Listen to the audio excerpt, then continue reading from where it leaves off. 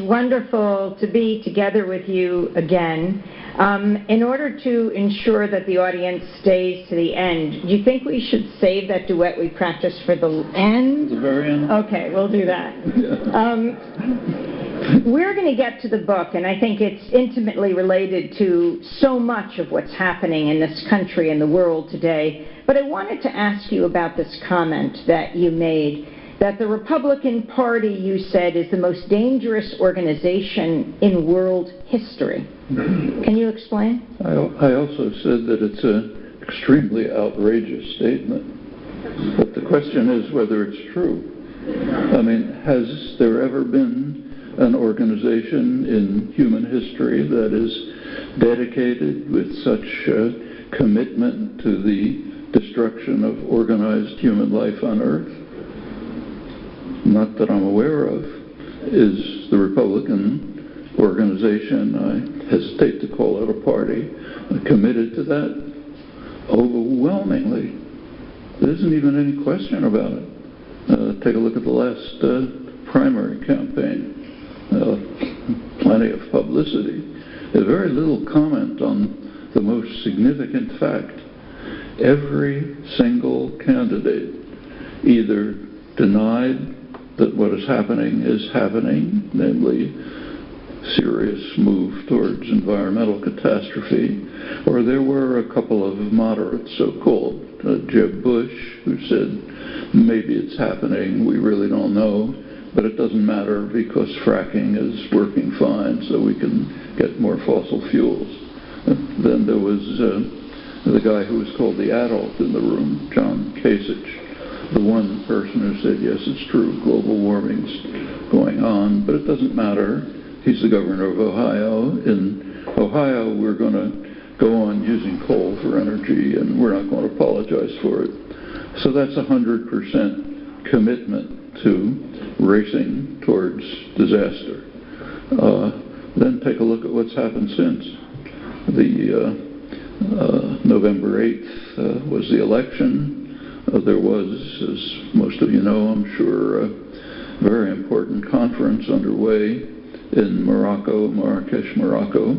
Almost roughly 200 countries at the United Nations-sponsored conference, which was the goal of which was to put some specific commitments into the verbal agreements that were reached at Paris in December 2015, the preceding international conference on global warming.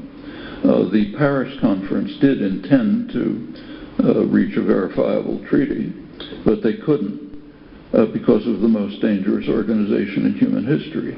The Republican Congress would not accept any commitments, so therefore the world was left with verbal promises but no commitments.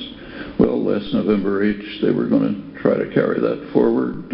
On November 8th, in fact, there was a report by the World Meteorological Organization, very dire analysis of the state of the environment and the likely prospects. Also pointed out that we're coming perilously close to the tipping point which was the goal of the Paris negotiations was to keep things below that, coming very close to it, and other ominous predictions. At that point, the conference pretty much stopped because the news came in about the election. And it turns out that the most powerful country in human history, the richest, most powerful, most influential, the leader of the free world, has just decided not only not to support the efforts, but actively to undermine them. So there's the whole world on one side, literally, at least trying to do something or other. Not enough, maybe, although some places are going pretty far, like Denmark, a couple of others. On the other side, in splendid isolation, is the country led by the most dangerous organization in human history, which is saying, we're not part of this. In fact, we're going to try to undermine it. And we're going to maximize the use of fossil fuels, could carry us past the tipping point. We're not going to provide funding for, as committed in Paris, to developing countries that are trying to do something about the climate problems. We're going to dismantle regulations that retard the devastating impact of production of carbon dioxide and, in fact, other dangerous gases, methane, others. Okay, so the conference kind of pretty much came to a halt. It continued, but the question was, can we salvage something from this wreckage? And pretty amazingly, the countries of the world were looking for salvation to a different country, China. Here we have a world looking for salvation to China, of all places, when the United States is the wrecking machine that's threatening destruction, with all three branches of government in the hands of the most dangerous organization in human history. And I don't have to go through what's happened since, but in general, the cabinet appointments are designed to assign to people whose commitment and beliefs are that it's necessary to destroy everything in their department that could be of any use to human beings and wouldn't just increase profits and power. And they're doing it very systematically, one after another.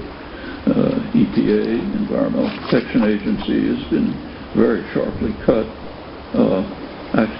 Actually, the main department that's concerned with environmental issues is the Department of Energy, which also had very sharp cuts, particularly in the environment-related programs. In fact, there's even a ban on posting and publishing information and material about this. And this is not just at the national level. The Republican Party, whatever you want to call it, has been doing this at every level.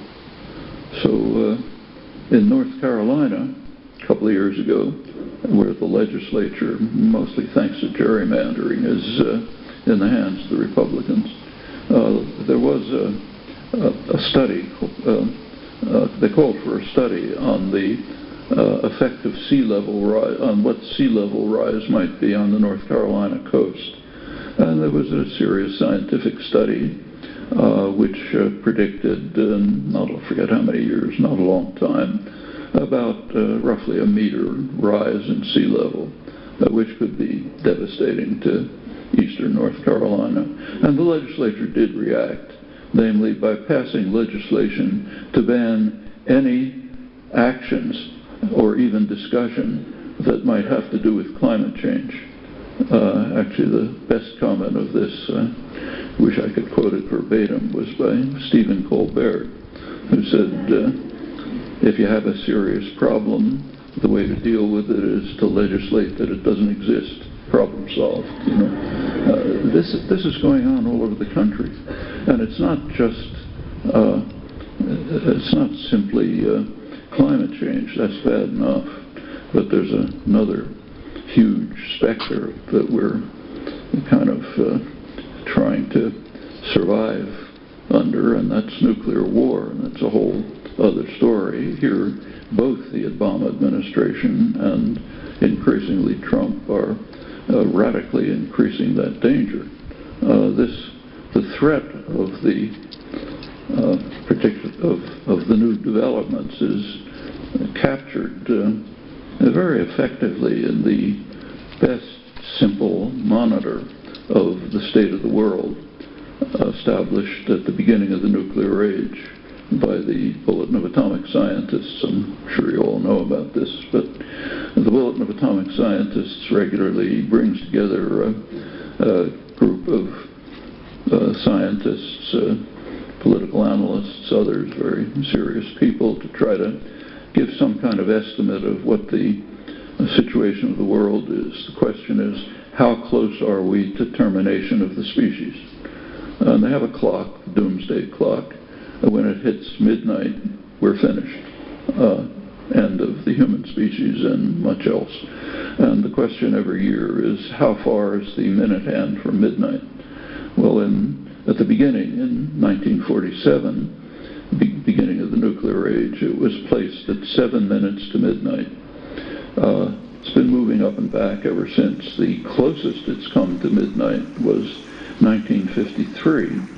1953, the United States and Russia both exploded hydrogen bombs, which are an extremely serious threat to survival. Intercontinental ballistic missiles were all being developed. This, in fact, was the first serious threat to the security of the United States. There's an interesting story behind that, but I'll put it aside unless there's time to talk about it. But then it came to 2 minutes to midnight, and it's been moving up and back since. 2 years ago, 2014, I think it was, the analysts took into account for the first time something that had been ignored.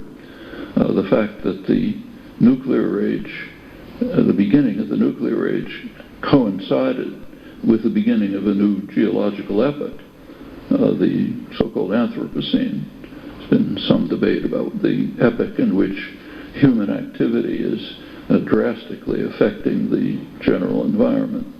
There's been debate about its inception, but the World Geological Organization has recently determined that it's about the same time as the beginning of the nuclear age.